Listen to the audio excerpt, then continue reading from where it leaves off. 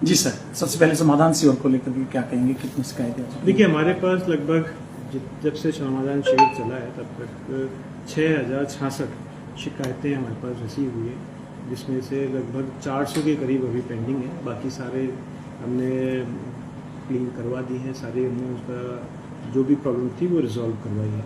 और यहाँ पर डेली 15 से 20 माननीय मुख्यमंत्री जी की तरफ से जो पहल की गई है, बहुत बढ़िया पहल की गई है। और उसके अंतर्गत डेली हमारा जो है 15 से 20 जो शिकायतें आती हैं, और ये शिकायतों में जो हमारे डिस्ट्रिक्ट लेवल पे हो सकती हैं वो हम अपनी तरफ से निपटाते हैं। जो हेडक्वार्टर रिलेटेड हैं या पॉलिसी रिलेटेड इश्यूज़ हैं वो हम संबंधित रेगुलर जो है चीफ सेक्रेटरी ऑफिस में कोऑर्डिनेशन सेल बना हुआ है, उनको भेजते हैं, वो संबंधित डिपार्टमेंट्स को भेजते हैं कि उसमें कार्रवाई की जाए। मैं आपके माध्यम से यही लोगों को सुझाना चाहूँगा कि जिला स्तर पर नगर निगम में भी और डीसी ऑफिस में भी समाधान शिविर ऑर्गेनाइज किया जा रहा है।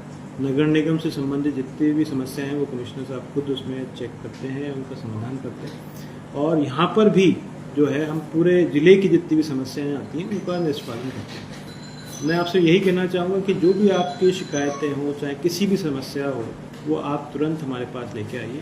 हमारी कोशिश रहेगी कि उसी दिन हम उसका जो समाधान करने की कोशिश करें। उसमें अगर कोई समय लगता है तो उसका हम समय भी आपको बताएंगे कितने दिन के अंदर वो पूरी हो सके। अच्छा, मंडियों में गेहूं और सरसों की खरीद हो चुकी है, उसको लेकर के क्या? देखिए, सभी मंडियों में गेहूं की और सरसों की जो शुरुआत हो चुकी है और अभी लिफ्टिंग भी काम चालू हो गया है। थोड़ा सा कहीं एक आध मंडी के अंदर कुछ लिफ्टिंग का इशू था, वो भी हमने रिजॉल्व कर दिया और अब स्मूथ लिफ्टिंग सभी जगह चालू हो गई है। अच्छा सर, बम्पर अब की बात किसान कह रहा है कि बम्पर पैदावार हुई है, किस तरह के प्रबंध जो है किए गए, क्योंकि ये अंदेशा लगाया जा रहा है कि ज़्यादा गेहूँ आने वाला है? देखिए, ये किसानों के लिए एक खुशखबरी है कि इस बार मौसम अच्छा रहा है और पैदावार कई क्विंटल बढ़ गई है, जिसके कारण से ये है कि जो क्विंटल अमाउंट था वो कहीं ज़्यादा मात्रा में आना है। और इसी को ध्यान में रखते हुए सरकार के जो दिशा निर्देश है उनको ध्यान में रखते हुए हमने पूरा उसमें तैयारी की है। हमारे जो नोडल अधिकारी हैं जिले का, उन्होंने भी विजिट किया है।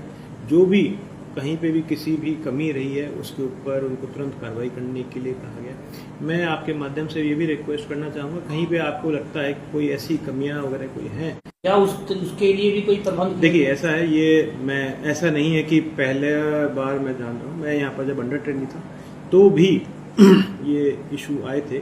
वहाँ पर जो एरिया होता है, वहाँ पर जो जहाँ पर आपका परचेज सेंटर होता है, परचेज सेंटर के लिए नई जगह होने के कारण से कुछ जगह ऐसे स्थान निर्धारित किए जाते हैं कि जहाँ पर आज मैं चेक भी करवा लूँगा और अगर कोई इसमें कमी भी रहती है हम उसको इंश्योर कराएंगे कि वो ऐसी कमी ना रहे। गेट पास को लेकर के भी दिक्कतें होती है, वहीं कैंटीन की सुविधा की?